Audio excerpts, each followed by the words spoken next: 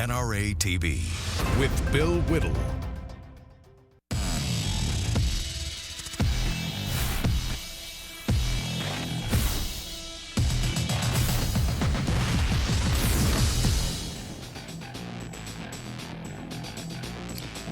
Hi everybody, welcome to Bill Whittle's Hot Mic. Hot Mic is down at a gun shop. He's going to probably be out for the rest of the day. There's some really good stuff down there, and he said he's going to buy just about everything in the store. I'm Bill Whittle. Until then, welcome to the show. Today we're going to be dealing with one topic, and we're going to try and nail this to the ground for a while. And the topic really is going to be this idea of a good guy with a gun. That is a phrase that is being used an awful lot now, especially after that shooting recently last week, where the guy had basically an assassination list, we find out today, of 6 or 7 Republicans. He wanted to get all of them. And the idea is, could this guy be stopped by a good guy with a gun? This particular case, 2 good guys with guns, 2 police officers, 1 male and 1 female from Capitol Police Department, stopped this guy. But that's not the issue. The issue is whether an individual citizen can stop something like this, or much more importantly, should be able to. So just to kind of set the stage here, let's go ahead and take a look at what NRA President Wayne LaPierre had to say about this. Only thing that stops a bad guy with a gun is a good guy with a gun. Would you rather have your 911 call bring a good guy with a gun from a mile away or from a minute away? Now, I can imagine the headlines, the shocking headlines you'll print tomorrow. More guns, you'll claim, are the NRA's answer to everything. Your implication will be that guns are evil and have no place in society, much less in our schools. But since when did the gun automatically become a bad word? A gun in the hands of a Secret Service agent protecting our president isn't a bad word. A gun in the hands of a soldier protecting the United States of America isn't a bad word. And when you hear your glass breaking at 3 a.m. and you call 911, you won't be able to pray hard enough for a gun in the hands of a good guy to get there fast enough to protect you. So that's the issue. I think he's laid it out there pretty clearly. And the point that Wayne made that I think is what I'd like to concentrate on the show today, and probably on the show in general, is this. He said, when did gun become a bad word in this country? That's really the issue. When and how? Well, it wasn't that the left put out a bunch of hammer and sickle pamphlets that said Communist Party Manifesto here, disarm the American people. It didn't work that way. It was much more slowly and much more effectively. And let me give you a brief example of what I mean. We absorb everything through the pop culture. Now, even if you're one of those people who haven't been to a movie in a long time, the fact is the pop culture is everywhere around you. And to give you an idea of how powerful the pop culture is, we'll do a quick little experiment. I'm going to start a sentence, and you at home can end it for me. Ready? Here we go. Look, up in the sky, it's a bird.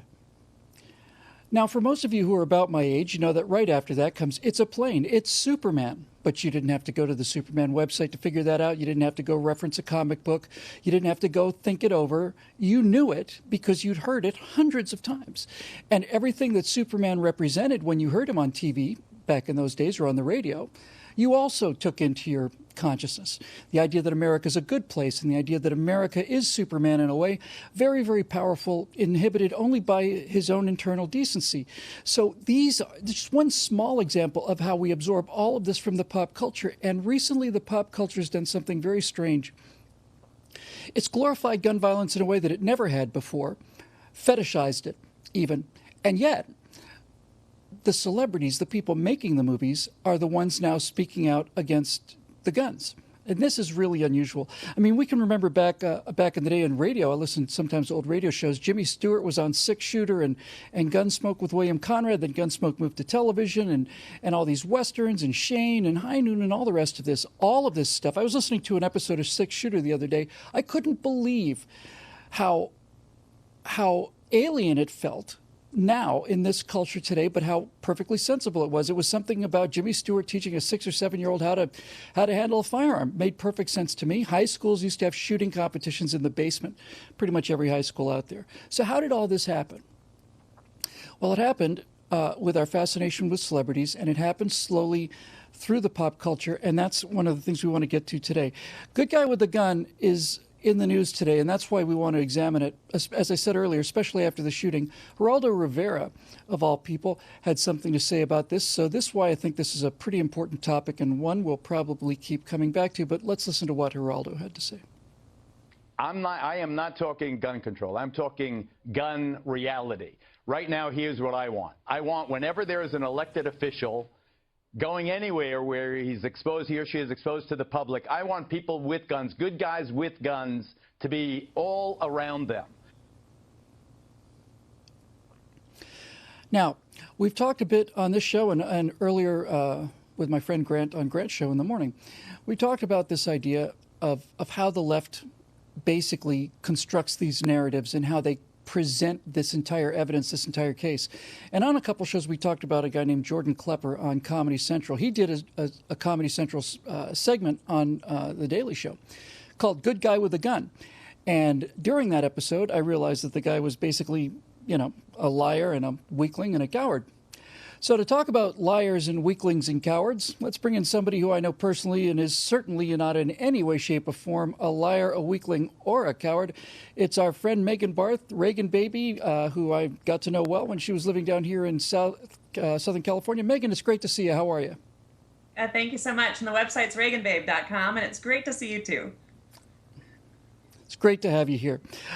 So let's start off with the portrayal of guns in terms of the idea of a good guy with a gun. Megan, in his special, basically what this guy did was he went down to a firing range, went to a gun shop, and acted out the part of what he considers conservatives to be, lunatic running around, just, can't wait to shoot things. Then he goes to a gun range and he starts asking questions like, when can I hold it like this? And when do I get to go shoot, brown people, something like that. It's lying, isn't it, for them to have a cartoon image of us, go to a gun shop or a gun range. The gun instructor said, what are you talking about? We don't shoot that way. Keep the muzzle pointing downrange rather. It's a lie that they tell when they pretend to be people who've tried guns out and found out how horrible they were. It's a lie that the left projects onto any good gun owner in America. And I got to tell you that the most law-abiding Americans are gun owners. And I'll remind you, Bill, I moved to Las Vegas 2 years ago from the People's Republic of California. Mm-hmm. And one of the main reasons I did was to have a CCW. And I went through extensive training. I went through extensive shooting classes. So I, according to Geraldo, would be one of those good guys with a gun that he would want surrounding our senators or our elected representatives, or even protecting my friends. We have a world right now that has succumbed to terrorism, Islamic terrorism, in various parts of the world, penetrating our borders. We see it in San Bernardino, we see it in Orlando. And I often ask myself, after these terrorist attacks, what if one person, an armed citizen, had a gun and had 13 rounds?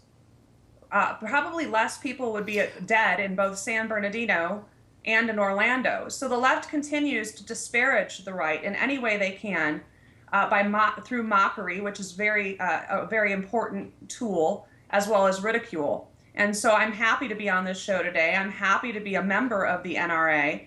And like I said, it was one of the main reasons why I left California, because someone like me, who has a public spotlight, who is outspoken, who receives death threats nearly on a daily basis, I am my first line of protection. Yes. So let's talk about this. Let's follow this pathway down a little bit. I mentioned, and it's my operating theory for everything now, since everything comes to us from the pop culture, you'll hear a lot of progressives say, why do I need a gun? If I get in trouble, I'll just call 911. There's that ancient old saw, when seconds count, the police are only minutes away. But Megan, in the movies and in television where people learn what the culture is about, many times you'll see policemen kick down the door at the last second, and shoot the gun out of the hand of the guy just before he kills the person, just before he rapes the person, whatever. It virtually never happens that way in real life. A policeman's job starts when he comes upon your body and starts to draw the chalk outline. So what do you say to people who say, oh, you should just, it's not your job. You should, if you get in trouble, call the police? Well, that's their prerogative. As an American, I have a constitutional right, rather, under the Second Amendment, to bear arms. And so if somebody on the left wants to wait and hope for the cops to show up and hope that they survive until the cops show up, well, that's their prerogative. But my right is to keep and bear arms. And my right as a woman, especially. I CCW everywhere here, except in the places that I can't, but I usually don't frequent those places too much. But I conceal carry everywhere I go, and I feel much safer for it. I am trained and trained well. I had to go through an extensive background check in order to get my CCW. And so for those people that want to take away my rights, I say, come and get it. It is my right to keep and bear arms, as it is their right to, die on their knees if they so choose without being armed. It's just awesome talking to people like you. Megan, if you could stick around, we're going to go take a quick break. And when we come back, I want to kind of talk about sort of the entire case of people say, well, why not use the police? You've just explained why they're not going to get there in time to save you. When we come back, I'd like to talk about the whole idea of a gun and why a gun is the great equalizer. So we'll get into that in part 2 when we come back in just a few minutes. I'm Bill Whittle. This is Hot Mike on NRATV.